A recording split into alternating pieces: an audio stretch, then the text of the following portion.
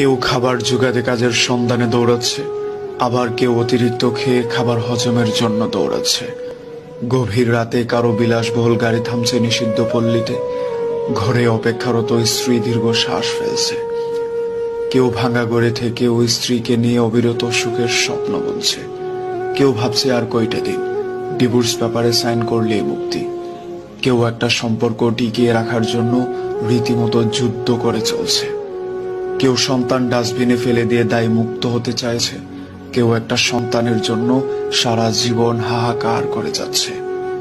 কেউ লাখ টাকার ডাইনিং টেবিলে বসেও তৃপ্তি সহকারে ভাত খেতে পারছে না, কেউ পেঁয়াজ কাঁচামরিচ কচলিয়ে গোগ্রাসে ভাত খেয়েছে।